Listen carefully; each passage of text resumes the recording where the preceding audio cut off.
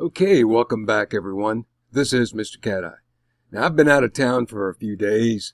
I've been to Lackland Air Force Base. I was invited down and, well, based on who the invite was from, I elected to take the trip. Now I haven't been anywhere in so many years. I stay within my immediate area here in Arkansas. But I felt this necessary and important enough, especially based on the person requesting that I come down. I elected to do a road trip. It was an eight and a half hour drive down and about the same coming back. It gave me a lot of opportunity to think on the way down. And, well, on the way back, I definitely had a lot to think about. And so because of the many hours of being able to think about what I was thinking about, I felt it important enough to do this report because, well, many elements and parts of what I'm getting ready to discuss are part of the body of work that I have done. Specifically, going back to Jade Helm 15, where I did a video, that entailed an invasion into the United States, but from a different perspective that I have since refined and updated. Now, because the immigrant caravans coming from Central America pose such a humanitarian and even political crisis, it's being used in many ways. But I see things differently, and because I do, I see what's going on with Central America in a whole different light. And so I'm going to discuss what I need to discuss only because, well, for me, it was good to catch up with old friends who still remembered me. Many thought that I had already died and gone on to the other world. And, of course, they were surprised to see me still alive and kicking and talking. But since I was asked to go there to observe and to offer some analysis on my observation. Now, since that's what I always used to do, but I used to, of course, be a lot more professional. And there was a time, ladies and gentlemen, where I had the command and respect of many people at the Pentagon, even though I was just a captain nobody. I could do things and see things and or resolve problems that others couldn't, because, you see, I've always learned you can't first solve a problem till you admit that there is a problem. And then that problem has to be seen in its truthfulness, because if parts of the problem are a deception, well, you have to deal with the deception as well as the truth. That's difficult for many because they get blindsided by what they believe based on what they're told. And since we live in a day and age of propaganda, misdirection, my visit was interesting. I left on Thursday morning. I arrived Thursday evening. Got my visitor's pass. I was told, my name was put into the system. All I had to do was show up to the visitor station, pick up my pass, and then I would be given instructions to where I needed to go. And so I did that. I spent a couple of days. I came back Saturday. I arrived late Saturday night. Did some things Sunday to get back into the scheme of things with my cats because I had somebody take care of them while I was gone. And, getting back from a road trip as such put me in a position where I didn't really know if I wanted to do this video. Because to do this video, different from what I more or less discussed while I was in San Antonio, I've refined it some, obviously, and left some things out which I must leave out. But I'm going to give you enough to think on, to dwell on, because the reality of what's happening with the immigrant caravans is, like I'm always saying, it's a monster with many moving parts. And those moving parts are sometimes moving in directions that we don't always quite understand. But since I've been keeping up with things for quite a while, going back to Jade Helm 15, when I was even in a position to think what I was thinking with regard to a conventional type of an invasion from Mexico involving China, Cuba, Russia, all the elements that could be part of an invasion group. And so because I've had to modify my thought process based on current day happenings, the Jade Helm 15 video will serve as a basis for how it all began, because it was based on code, ritualistic events, false flags, but primarily the code that was imbued into those false flags. So I'm going to use as a point of reference the Jade Helm 15 invasion video that I did, that I'm going to reference and that I'm going to build upon. So with that being said, let me take you into the chart and the discussion that I need to give you. So with that being stated, let's get started. Okay, to begin with, back during Jade Helm in 2015, I did this video with regard to an envisioned three-prong attack. Three prongs meaning three general locations and directions moving towards the interior of the United States. Texas was heavily involved. Texas during Jade Helm was considered hostile territory. These are things that, of course, now it all went from Florida, parts of Louisiana, Texas, even going into Oklahoma, and moving across the western states, all the way to California, Arizona, New Mexico, Las Vegas, Nevada. These key areas were all included. Now, back then in 2015, of course, this was a Obama era. And during the Obama's 8 years, one of the first things you should recall that he did upon assuming office was to remove the Air Force and the heavy armor equipment from the National Guard units. And many military types, patriots and militia types, saw that as a move that was contrary to the interest of the national defense of America.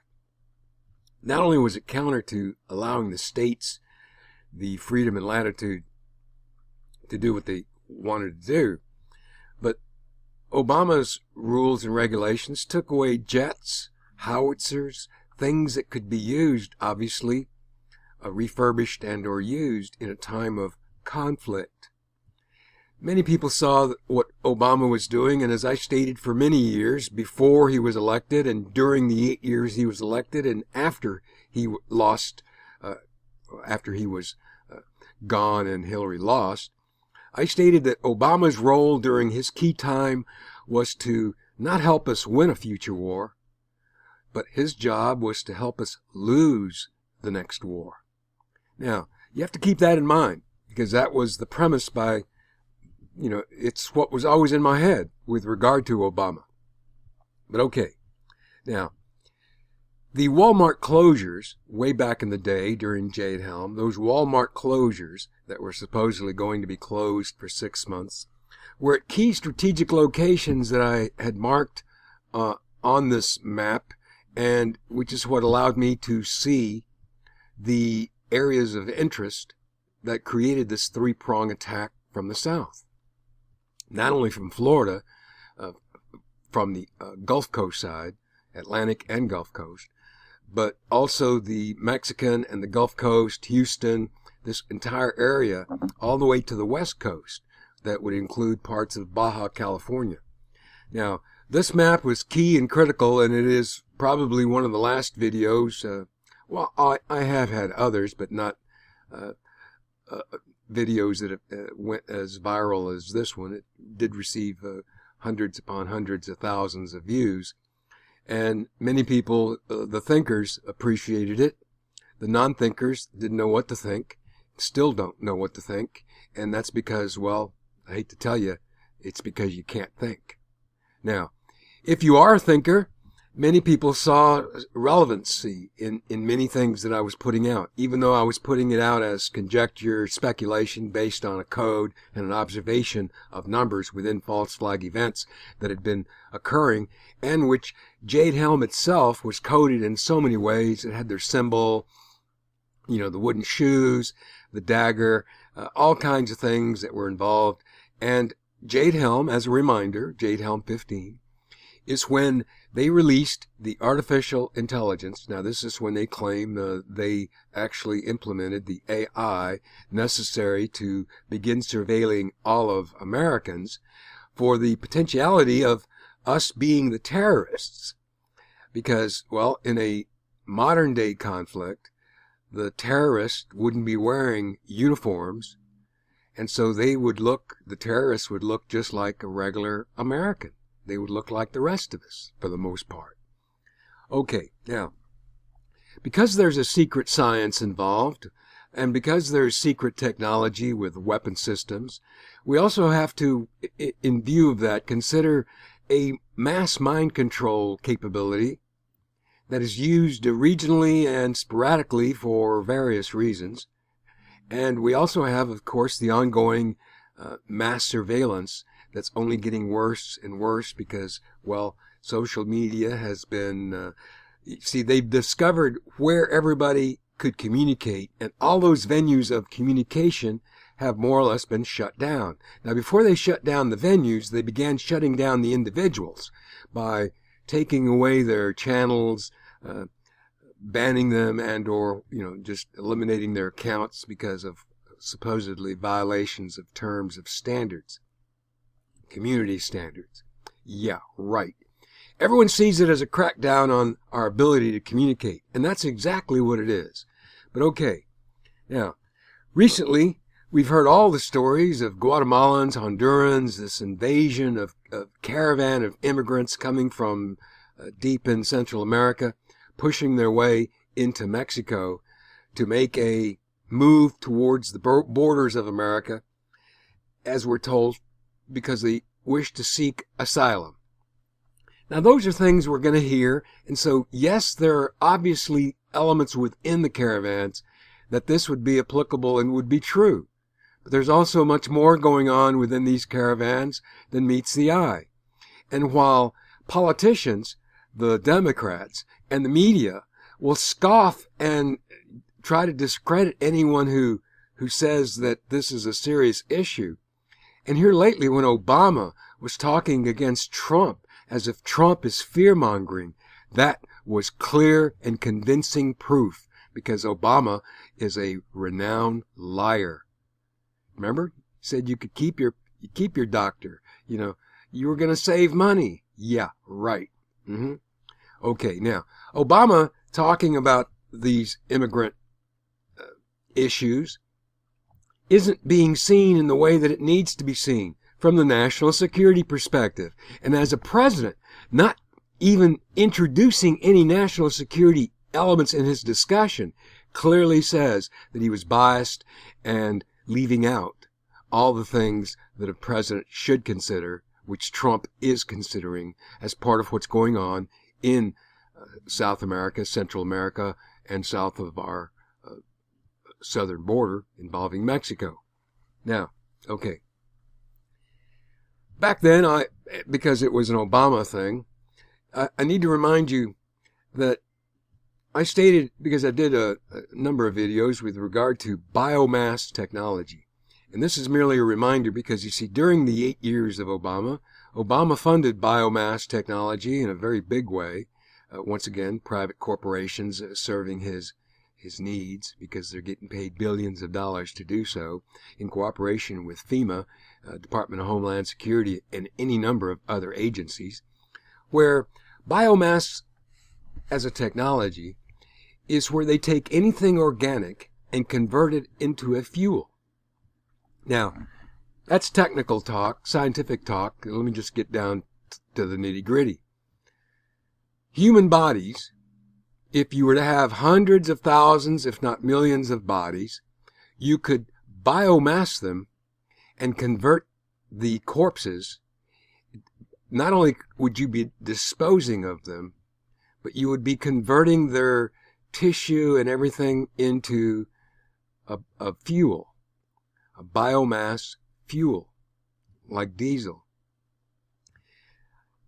Many people back then didn't quite understand the significance of what this means, because if they have mobile facilities that can run around disguised as 18-wheelers and set up operations and begin biomassing victims, or bodies and converting their remains into a fuel, then you're killing two birds with one stone, because in a time of national emergency, fuel for America may be an issue.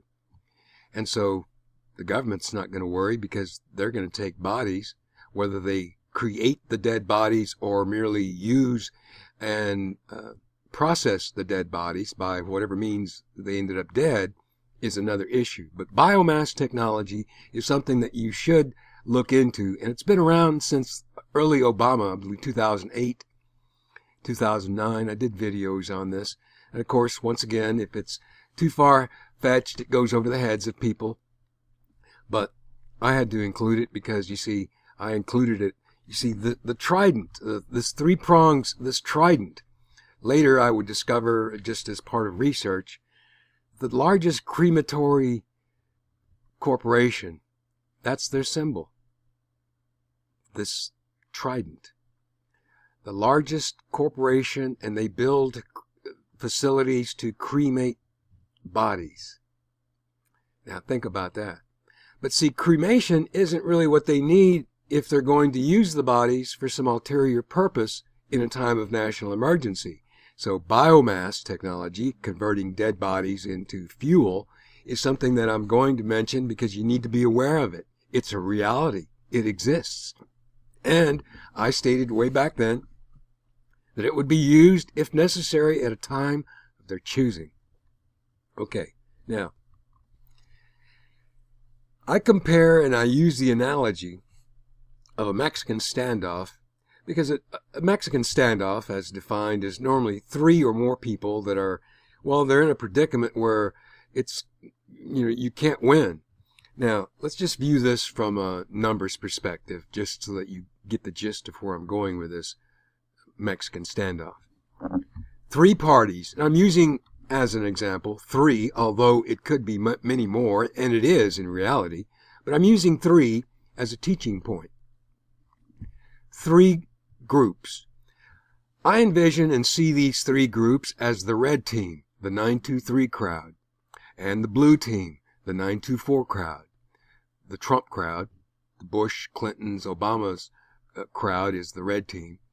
And recently, because of Netanyahu declaring Israel a Zionist nation, which was done legally through their Israeli process, I showed that Zionism, in relationship to Israel, is coded 555, which is the helper to the 666.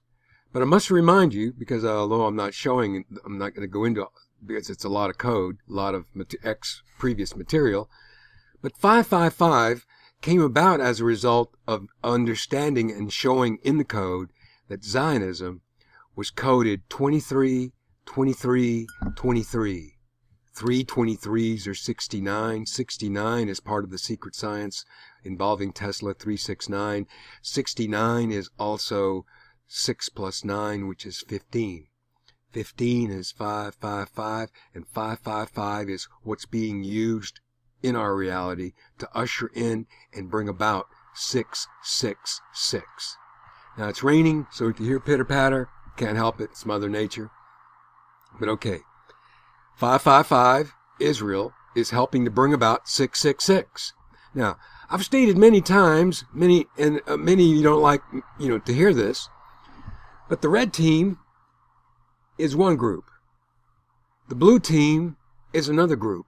And yet both groups are heavily inundated with Zionists, communists on the red side, and neoconservatives, neolibs, and so forth, warmongers on the blue side.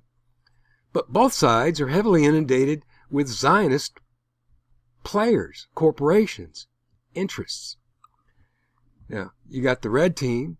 Okay, now you got the Schumers, the Pelosi's, you got all of the people in office, and you got a lot of dual citizens that are Israeli dual citizens, who should never be allowed to be serving at that level of government. So if Trump really wanted to address true immigrant issues, he would address dual citizens and their role in our government in key positions that they are in, because their interests aren't to America first, it's to Israel first. And we have to stop the lobbying that makes politicians sign oaths of allegiance to Israel in exchange for money. That's what has to stop. So Israel and their lobbies are key players in the problem that we have in America. And part of that big problem in America with Israel and lobbies is the dual citizens and the rights and privileges and advantages that Israel gets through the State Department, through immigration.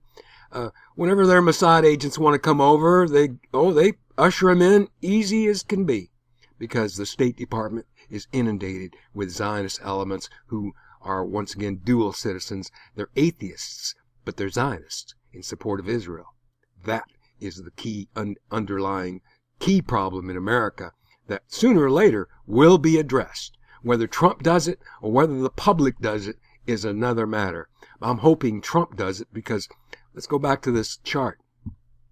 While both sides, the red team and the blue team, are seeking different outcomes, their motivations they all serve the same master.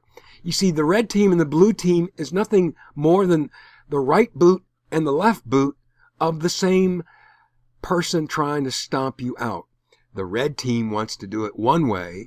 The blue team wants to do it another way.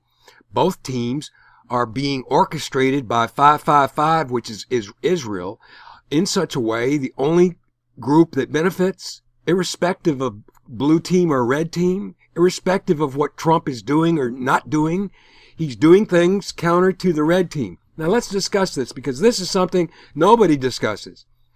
Because obviously you don't want to go there in terms of thinking. Why bother thinking about it? Just a waste of time. Nope. You got to think about certain things, and if you do, you reap the benefit. Because let's go down this road for just a second. If you've ever had the question, what difference does it make if it's the left boot or the right boot of the same New World Order soldier trying to stomp you and kill you? Oh, there is a difference. You see, from control, I've always stated, they're seeking control over the planet and all of the resources and people and the mechanisms and systems that are in place. Some will be destroyed and eliminated and replaced, such as a one world digital currency. Religion will become a one world religion, but with one group in charge of it all. Now, this is where it gets kind of interesting. Imagine if you're Hillary, or Bill and Hillary and Chelsea, the Clintons, and or the Obamas, and or the Bushes. And let's say, because we know them to all be on the red team, well, the red team is not in current power. It's Trump. Trump and his Zionist interests are in charge. Now, if you've ever had, well, what difference would it make? Oh, big difference, because you see, now you have to take this discussion of the difference it would make and introduce, what if something were going to happen, which they know was going to happen and have been planning and preparing for years in anticipation of it happening? Then the power in charge at the time, whether it's Trump or if it had been Hillary, okay? Now imagine this. Let's say that a major calamity and disaster is about to occur, involving something in space, Nibiru, Planet X, the ninth planet, the dark star, the black sun, who knows what it is. But something isn't right, and we know it, and so, okay. But let's say they've known. Hillary, the Clintons, the Obamas, the Bushes, the Soroses, the Rockefellers, based on who's in power and where they are, would have inroads into their self-protection for them and their families whenever the crisis occurs. Now, let's talk about an ELE first, an extinction level type of event. An impact into the ocean. a serious ELE tsunami would kill millions, if not billions of people. If they know this is going to happen, well, they would obviously do things to protect their self-interest. And they would want to go to some deep underground bunker. Now imagine you're Hillary and the Clintons and the Obamas and the Bushes, but you're no longer in power, but you still know powerful people, but you're not in power. Trump and his people could have made changes and plans and or alterations to what the red team would have been able to use had they been in power when the ELE or the crisis occurs. Are you with me? In other words, Hillary, the Obamas, the Clintons, the Bushes, the Soroses, the Rockefellers, depending on who's in power, is who they go to or would go to. Now, with Hillary, when she talked about, underground bunkers and living out the crisis, you see, if Trump's in power and his people are in power, well, then the red team people, like the Clintons, the Bushes, and the Obamas, may not be allowed to do what they think they were going to do had they been in power. That means they may not have access to the deep underground bunkers unless they know key officers or key personnel within those underground systems that would, of course, they would curry favor, give them some money, pay them in some way, and allow them access to these underground bunkers. But it matters over who's in power, and Trump's in power, and that's causing problems. Okay, now if you're no longer in power, like the Obamas and the Clintons and the Bushes, and Trump has more or less canceled your get off the surface of the planet access to any bunker system that you might have thought they were going to, then that's a serious dilemma for them. And they know this because it's not just about them, it's about their entire family. So aside from their family, all their wealth and everything. And so, Hillary, for all we know, some of these politicians may have had bunkers created, underground bunkers created just for them and their families at the expense of the taxpayer. We don't know. But here's the point that I want to make before I move into the Mexican invasion from South America aspect, is that it matters who's in power. And because Trump and his people are in power, they may not allow troublemakers like Obama and the Clintons and or the Bushes, because it is about control and power. And do you think, for 1 second, that Trump wants to save those that would undermine any system of authority and control and command in the event of a national emergency? Because let's talk national emergency now. I believe that under the many years of Obama, and even before with Clinton, going all the way back to the Bush and even the Reagan era with George Bush as vice president, that they were making plans for the future, and that those plans all rested on one group, the red team, being in power at the time of the event. Now, since things have changed, they have done things necessary, obviously, to try to prevent their, they're not being allowed to go to the bunkers. Now, how they do that and whether some people can be bought off, which I'm certain they can, but there are certain groups like Hillary and all of her people, her family, and the Obamas and the Bushes, who many would say, we don't need you. So they may not be allowed to go to these bunkers, and they may already know this because of Trump, and because these are things that wouldn't be discussed in the public media. They wouldn't be discussed among us, the people. It would only be discussed among them. They would send themselves, messages and or communicate, Hillary might know that she's not going to any underground bunker that Trump controls. So, these kind of problems for survivability when time is running short are things that causes desperation in the red team. But what's going on with Central and South America as part of this invasion, and let me get into this, Because you see, I believed it was always planned. It was understood that it was going to happen because they were going to create it. And now that it has been created by the red team, the red rats, from funding and the Soros funding and all the governments that are funding the communist nations, they're helping to fund this invasion of immigrants. Now, many of them are undereducated. They're poor. They're being told lies with regard to why to go to America. They're being encouraged. But let's look at some raw facts from things that other people have put out there, but of course it goes over their heads because they spout numbers but don't discuss it as if, well, what does that mean? For instance, of the thousands and thousands of immigrants, the caravan, 70 to 75% of the herd, the river of people, are young males under the age of 30, fighting age males. That would mean that approximately 25 to 30% are women with infants, which are being paid as a form of encouragement, enticement, to come. Now, the women and children are going to be used at the front. They're being pushed to the front. Now, this is intentional, like the Trojan horse. You know, what's inside the Trojan horse is the enemy.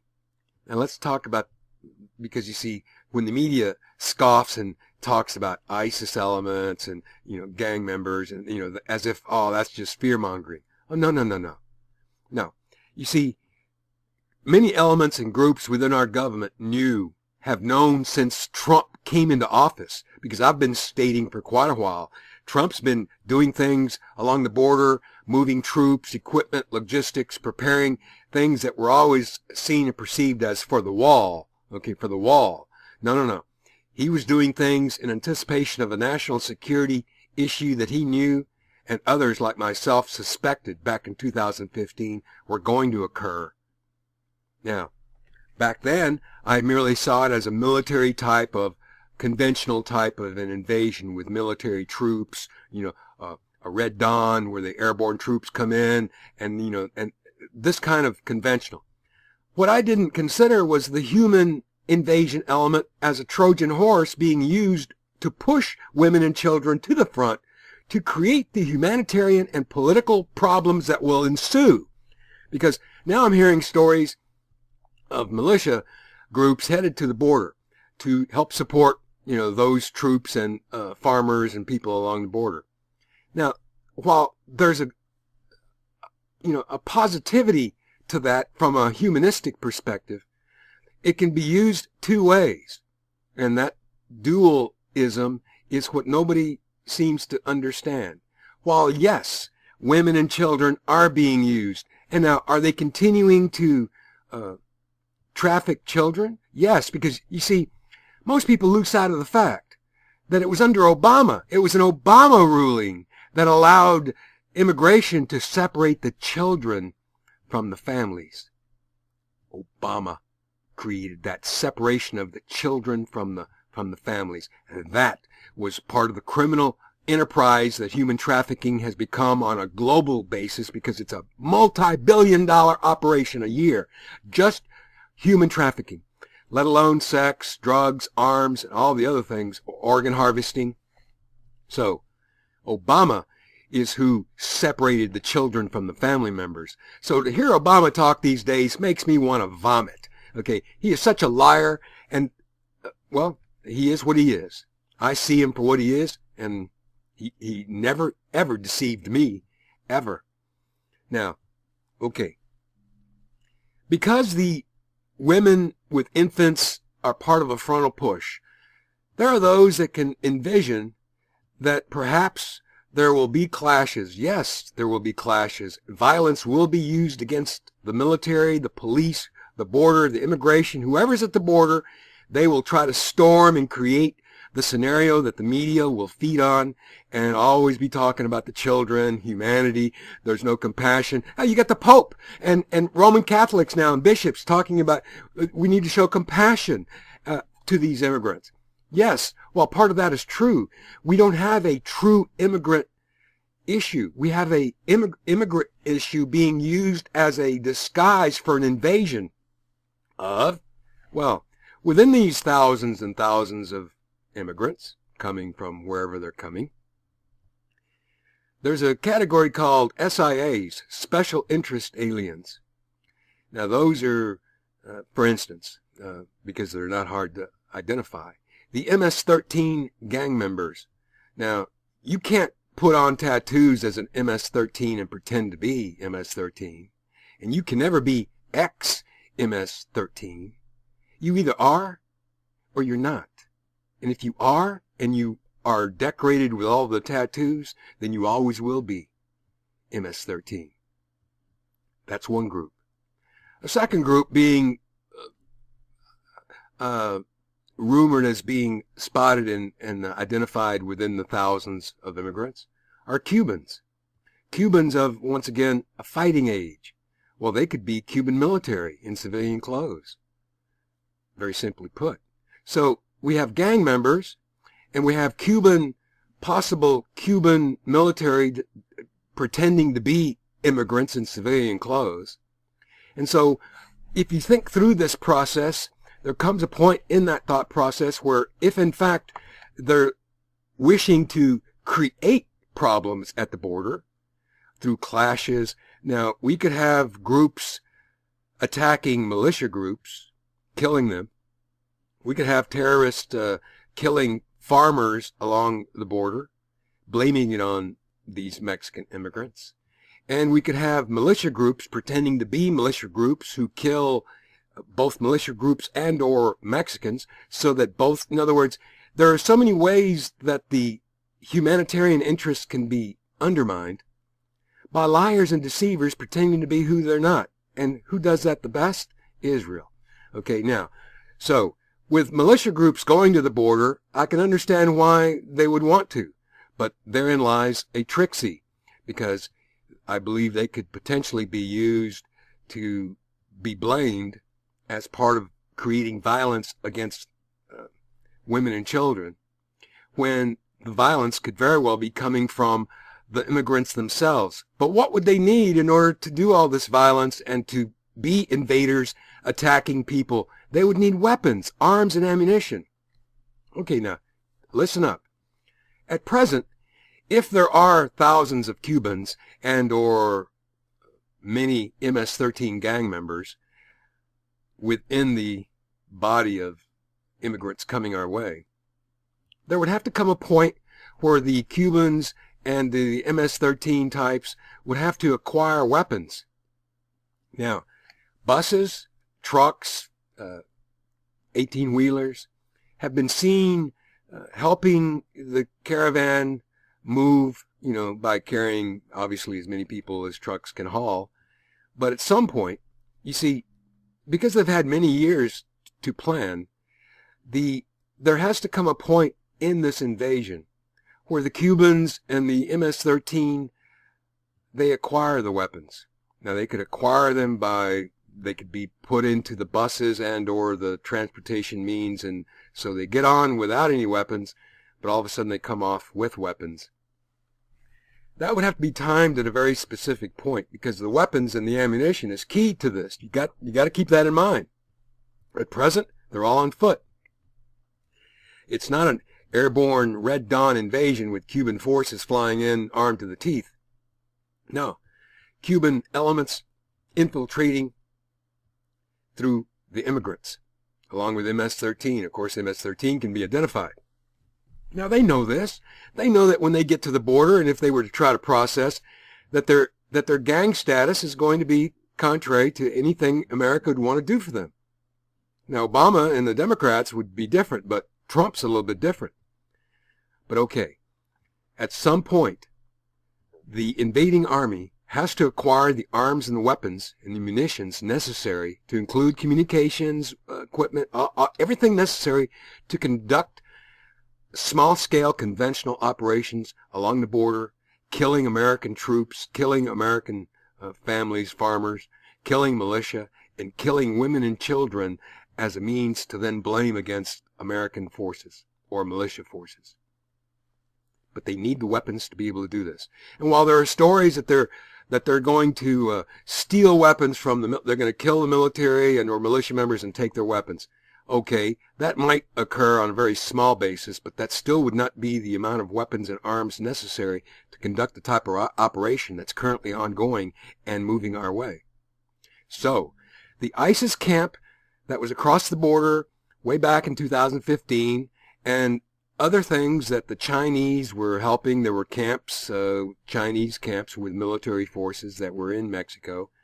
And now I've heard lately that Russia is going to be sending troops to Cuba because of Trump's withdrawing from certain treaties and agreements. It now opens the door for Putin and Russia to, well, if you're going to do that, America, well, I guess then we'll move troops to Cuba. As soon as I heard that, I told myself, that means that they're really just repositioning, if they've probably already done it. Because while we were hearing, as an example, while we were hearing that Trump was getting ready to send 15,000 troops to the border, I already knew that they were already there. For the most part, 80 to 90% of them were already in place and have been in place over the last 8 months to a year. So what Putin says about sending Russian troops to Cuba, they could already be there. In which case, the Cuban troops are acting as infiltrators with the Cuban and the Central American invasion within the body of the immigrants. And I don't know how many Cubans there would be. How many you could create special groups, detachment, groups that would do things specifically. Power generation plants, water, key infrastructure, railroad systems, things that could be destroyed to cause havoc and or to deter your enemy's ability to conduct operations. And I'm talking about America.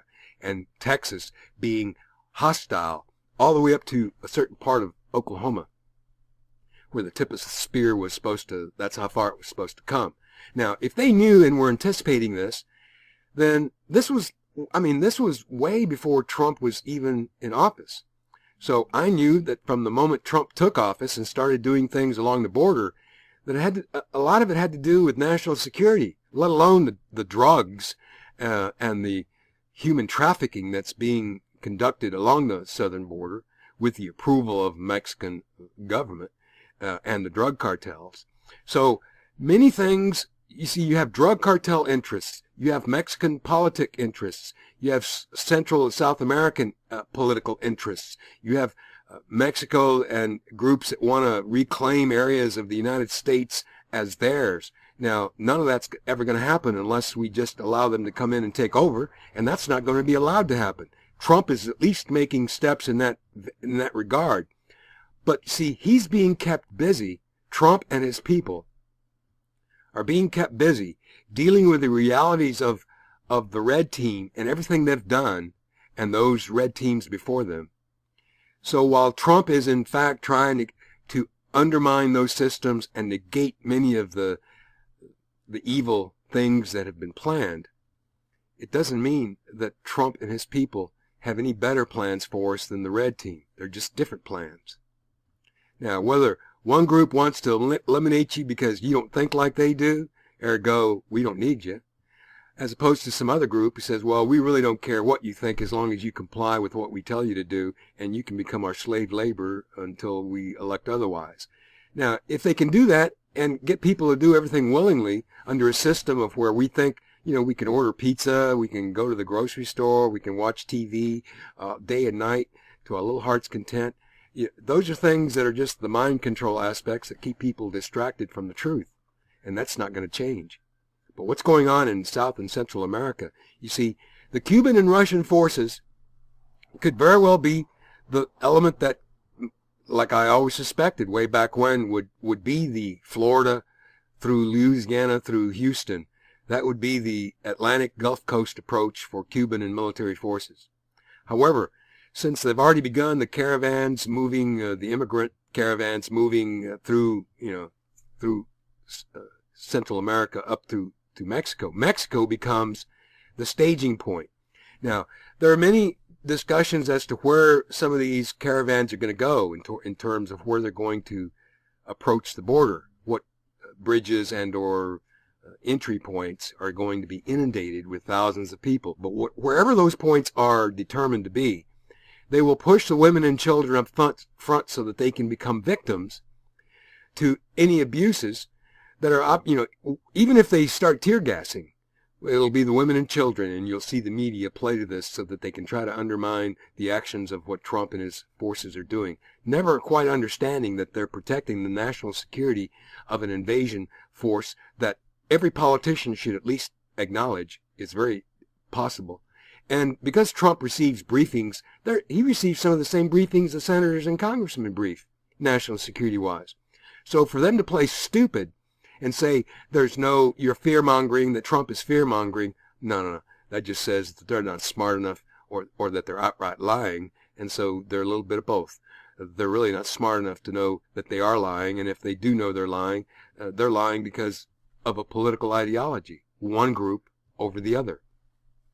When in reality, it is a national security issue that's been on the burner since Trump came into office and since he began doing things to upgrade immigration, the labor, the police, the ICE, border immigration units. And then when he started sending National Guard and military units, it was in anticipation of things relative to this three-prong attack that turned out to be more true than I ever would have suspected. Because like I'm always saying, when I'm right, I'm not always 100% right. And when I'm wrong, I'm not always 100% wrong. But this three-prong attack and what I envisioned from a conventional military attack was viable. What I didn't introduce or think about was the Trojan horse caravan of thousands of immigrants being used as a tool to distract and to occupy, to overwhelm through the humanitarian crisis. Because once these women and children become injured, whether through the bullets of militia who aren't really militia, or terrorists who shoot them so that they can blame it on militia or American forces or border units, the victims will be the children and the women. And then they'll have to be dealt with, which is once again going to inundate and occupy and take away resources and the attention of our military and our government to deal with things that are part of an invasion. It was planned this way, is what I'm trying to say. And I believe as far back as 2015 with Jade Helm that we were being shown, as I suspected back then, we were being shown the plan, but no one ever could process it, except someone like me. And even then, I only processed what I processed based on what the code and certain false flags showed me. But now that the years have gone by, and that we're dealing with this invasion of immigrants coming from Central America, well, I see it as part of that plan that the Red Team had in mind, that they're now using as a type of wild card to help them. You see, anything that undermines Trump's ability, he's got to forestall a human invasion in order to prevent a military invasion. And most people will always see, and we will be shown in the media, the humanitarian crisis, but the media won't talk about the MS-13 and the Cubans within the thousands of men within the river of immigrants walking our way. But no matter. At some point, the Cubans, the MS-13, all of the combat arms, the hostile members within the group are going to have to be linked up with weapons. Now, do you remember all the weapons and millions of rounds that were being bought for federal agencies? Now, that's what we were told, and it might have even been true, but it doesn't mean that that's where the weapons and the ammunition ended up, because weapons and ammunition of that volume would have to be controlled. They would need warehouses, and so over the years now, all of those things could have been taken over and could have been distributed, put into and shipped to and prepositioned in places along the border that are known to key groups, Cubans, MS-13 members, in cooperation with drug cartel members. So the key thing is we need to be looking for the buses and the transportation that could be carrying the weapons and munitions that the immigrants begin acquiring. And because when it begins, I'm certain there's going to be a point where people are going to ask, where'd they get the weapons? Well, they had to be prepositioned. It had to be thought about, pre-planned, and it wasn't just done by immigrants, okay, wanting to seek asylum. No, it was done by groups, intelligence groups, military groups, and governments, knowing exactly what they were doing in cooperation with many elements of the Red Team, the Bushes, the Obamas, the Clintons, and all those people in our government who are not for America first, but who are for themselves first, as long as it benefits them, and or if it benefits Israel. Now, this entire immigration thing is a serious issue, but it's also a major distraction, because while all of this is going on, it could go any number of ways depending on what happens and what doesn't happen. What you need to keep in mind is that the Red Team and the Zionist elements that are out of power see themselves as on the losing end of a stick, that if Trump has kept them eliminated and removed their names from access to certain underground facilities, well then they're going to fight for their survival and the survival of their families by whatever means necessary. Now, did you get that? So their actions, to me, are understood because they're struggling for survival at a time when I still believe that they know something is going to happen. Now, let's say we did have some type of ELE impact into the ocean that creates a tsunami. That would be a time to create the nuclear war, to set off the nuclear bombs in those places that will neutralize and debilitate your enemy, us. So Russia, China, and who knows, any other group so involved wanting to destroy America could use the ELE event, if in fact there is one, to begin the war that would only disguise the killing and killing of millions. Now, under a national emergency, and this is the last thing I want to discuss because it gets kind of tricky. You see, the Red Team has structured and been planning for what's been going on for so long that they know what's going to happen, more or less. Trump and his people are reacting to this plan. Now, the Red Team has anticipated the Blue Team's reactions, so they're going to create a scenario, no doubt, that will require of Trump to declare a national emergency. Once Trump declares a national emergency, that national emergency will invoke certain protocols and procedures that are part of the executive orders that Obama created, that will give power to certain federal agencies who will begin doing things in secret under national security interest secrets. And so that, you see, Trump could be doing what he needs to do to be president, to protect the best interest of America. And in doing so, he could be undermined because the moment he declares a national emergency, certain groups, entities, agencies gain power and control to do the things that they're not going to tell Trump and the rest of us that they're doing. That's when they could begin the secret roundups and the elimination of not only anyone on a list, but the elimination and removal of all the evidence that they were eliminated, genocided, killed, rounded up and eliminated, terminated.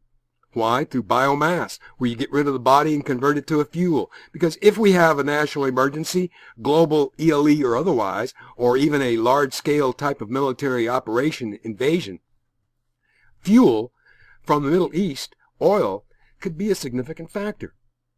Now, we have reserves, I understand this, but access to those reserves and who controls those reserves is another matter. So, once again, biomass technology and all those mobile biomass facilities that are on 18-wheelers that can show up and conduct operations and process thousands and thousands of bodies, and then move around, that's what I believe the biomass technology was put in place for. And what I'm saying is that Trump could be pushed legitimately into declaring a national emergency, which he would be bound to declare. But in doing so, because of the planning that the Red Team has created, it would give them the ability under the declaration of a national emergency to begin doing things in secret that Trump would not even know about, because it's all hidden under national security. So it's my hope that Trump elements will consider the fact that under a national emergency, who does what and why. And for those people that are going to be responding to Obama protocols under a national emergency, irrespective of who called or declares the national emergency, that's where the tricksy lies. Because while Trump is doing what he has to do as president to protect the interests of America, his actions in that proper vein of response could be the very means by which he and the rest of the nation is undermined by those agencies who will then gain control under a national emergency and begin the mass genocide and the mass roundups and the termination of all those who, and they're not going to publicize it. They're not going to tell us. They're not going to put it in the media. Oh, today we rounded up 20,000 people here in Houston, and they're no longer a problem. Why? Because they're all dead and been processed into a fuel. Their bodies eliminated, and the van moves around. So these are things that you have to keep in mind that I do. And so there are many other evil things that, there's still the human trafficking element that's ongoing, the organ harvesting, the sex trafficking. There's so many things, but it's mixed in with elements of an invading force, Cubans, MS-13, and who knows who else, within the body of the river of immigrants coming our way. And sooner or later, and that later has been timed, I believe, to a very specific timing with regard to the election and thereafter, to be kept in the media and to be used by the communist media sources in order to portray Trump a certain way and to paint militia groups and or anyone who responds to attacks. Because you see, if you're a farmer and you're being shot at by immigrants with weapons, I mean, come on, you've got a right to defend yourself. So either way, no matter who dies, it's going to be a media story. Oh, poor immigrants were killed. Oh, farmers were killed, and they're blaming it on, it could be anybody. Because these militia groups going to the border, many of them are indeed valid militia groups wanting to do the right thing. But I believe they're going to be used as, well, they're baiting them.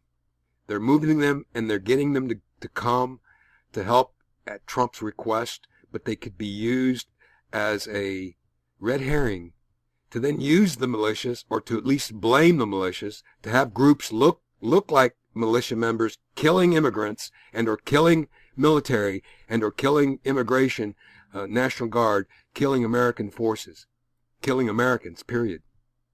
So it's a very multifaceted type of conspiracy that's not easy for me to discuss because I've left out a gazillion things that could potentially happen. And, well, like I said, I don't know what's in space that's causing our problem, but sooner or later, it's gonna become a problem that, you see, they're never ever going to tell us the truth. We're going to experience it, and they're going to disguise it as something else. And when the crap hits the fan, that's when I believe the nuclear bombs will be unleashed. And that would be a time also that if we have red team communist forces in America wanting to protect their self-interest, they will, to include Israeli forces, Mossad, they will use weapons of nuclear destruction and then be blaming it on Russia. Russia did it. See, because they would want to use the ELE event, the explosion in that moment, to then begin what would be blamed on Russia to disguise the ELE, claiming that, you see, because when you're killed by either the ELE event, you're not going to know it. I mean, a few people I doubt are going to know that it was an ELE event. They're just going to see the final moments of their life before they die, much like when the nukes start falling and exploding. They're the lucky ones, the people who are going to die instantly as a result of the nuclear attack. Those that are going to be, well, challenged are going to be the survivors. So it's important, because we live in a day and age where what we're told isn't always the truth. And even though Trump is in fact telling us the truth with many things with regard to these immigrants in these caravans coming from Central America, I know full well he sees it as a national security issue, dealing with an invasion, hiding within the thousands of immigrants, Cuban, Russian, ISIS members, MS-13 members, a slew of elements, all orchestrated under many years of communist rule, Obama, Clinton's, to come and do what they're doing at a time, like I said, of the choosing of the red team in order to protect their self-interest. Because if they no longer have access to the secret bunkers and aren't going to be allowed to survive, well, buddy, you can bet assured that their pucker factor is extremely high, which is why they're willing to do anything and everything necessary to protect themselves and their families. Now, you have to see it sometimes on a personal level for them, but you also have to see it as it's a group of people who are willing to use a disaster to create more havoc and pain and suffering and death and destruction, only so that they can achieve their end goal of being in charge of it all. Because, like I said, if Trump has eliminated the access of certain groups from certain underground bunker systems, don't you think that matters? Don't you think that would make them seek other things that they could possibly do together, collectively? So this working together, you have to see it as, like I said, it does matter who's in power. The fact that they're both groups, blue and red, are controlled by Zionist elements is beside the point. Blue team is not going to have red team members on board who can undermine them and or want to eliminate them so that they can take over. They're going to leave them out to die, if not find a way to eliminate them before. But since it can't be done openly and blatantly, I'm certain the big event is when all of that will take place. So if Trump and his forces are in fact geared to the possibilities, which I know they are, well then, the Cuban and Russian forces, ISIS, and MS-13 gang members, along with existing drug cartel elements in Mexico along the border, to include cartel membership in the states along the borders. Many things could happen. Many things. So I'm not trying to fearmonger as much as just discuss the possibilities. Because, you see, back in 2015, based on what I was told, I was more right than I realized, in a way that alarmed some people, because it's like, how could he know? Well, since he doesn't know for certain, let's just leave it at that. And that's how it's being left. But I refer you back to the three-prong invasion, and it is as applicable today as it was back then, even more so today, because we're now experiencing the action, the release of the hounds in these immigrant caravans that are coming our way. So, once again, I don't know what Trump can or will do. He's doing what I know he perceives to be right. But in that, I believe, is a tricksy, because the moment he declares that national emergency, I believe certain things are going to happen unbeknownst to Trump and his people as a result of executive orders and or secret national security provisions and protocols that were put in place prior to Trump. So if he reviews those things and his people do it quickly and effectively, they may gain a bigger edge, because, like I said, the event, I don't believe, can be forestalled. It's what happens prior to that will set the stage for what happens in the aftermath. That's what all this is about. And it's a big scale operation. Many just see it, as an immigrant humanitarian issue, but no, it's much bigger. And if the media won't, and our Democratic politicians don't see it as a national security issue, then, like I said, they're too ignorant to be politicians in this great nation of America, or they're just outright liars. And I firmly believe both apply. They're not smart, and they are liars, and they're lying for what? For their own self-interests, money, their family? That's all it comes down to. Man, I feel sorry for them. And, well, this is what I wanted to say. This is what I wanted to cover. And so I had many other things I wanted to include, but I'm going to leave it at this, because the Cuban, the Russian, the Chinese forces, the ISIS elements, the MS-13, it's all still in play. We just have to think about at what point and where would these thousands of incoming invaders link up with their weapons and arms. They have to either be taken to the locations where they acquire them, or someone has to bring it to them. Got it? Because until the weapons are acquired, and whether they're acquired in strategic places, they can't carry them. Well, they can't be marching thousands under the views of camera and satellites and be carrying weapons, because that's not going to be allowed to happen. That would be telling everybody in the United States, even the idiots, whoa, damn, man, they're carrying guns. Why are they carrying guns? That's because they're planning on creating death and havoc. And that's not going to be allowed to happen. So that small aspect has to be fulfilled at some point.